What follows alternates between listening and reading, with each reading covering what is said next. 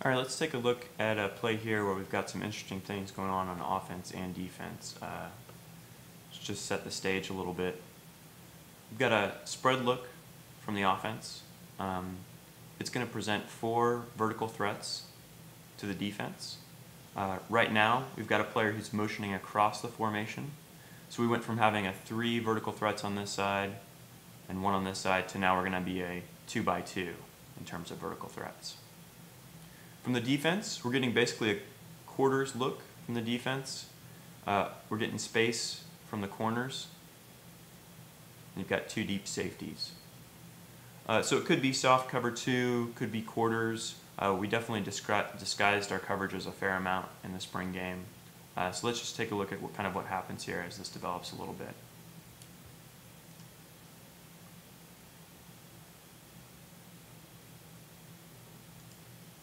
So as we complete the motion there,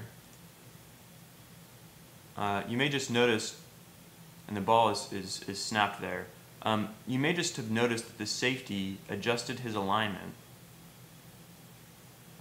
with that motion.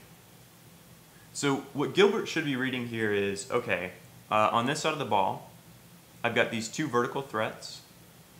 This corner is going to be responsible for this vertical threat, and this safety is responsible for this vertical threat. So he's thinking I've got a 2-on-2 here, and I want to work this short side of the field. Now the routes that are called on this play, on this side, we've got a post route coming from this outside receiver.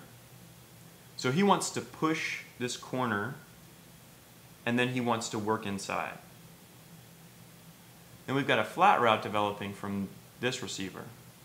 So the idea here is to create pressure on this inside defender so that if he's breaking outside to cover that out route, then we know we've got the post route. Now if he stays inside, then we should have this out route easy. So let's see what happens as this play develops a little bit more.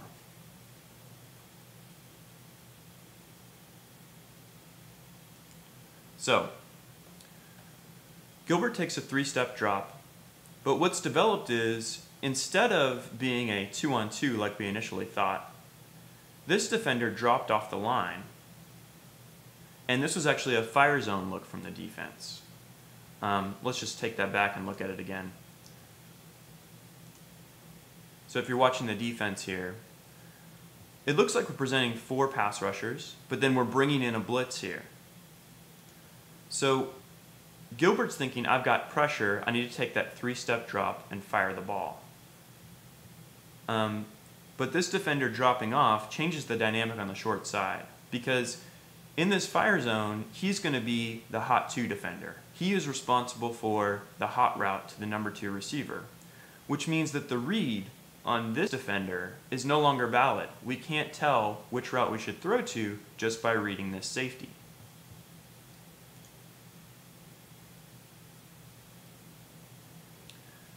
So when Gilbert takes this 3-step drop, he's looking for that post route developing. But he's got a confused read now.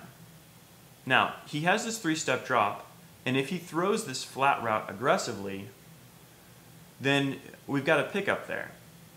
He really has 2 decisions to make. Either he stays on this side and he throws this flat route aggressively, or since he's not getting what he thought he was on this side, he should look to throw the flat on the other side of the field, where he's got more real estate to work with on that flat.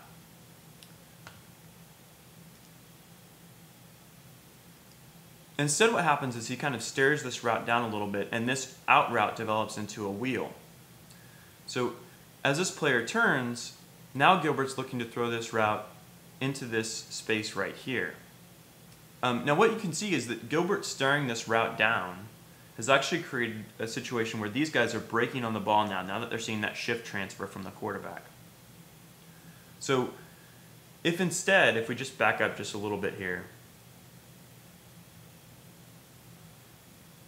if instead of staring this down and then throwing it, if he stares this down he's actually created an opportunity here with his inside breaking route.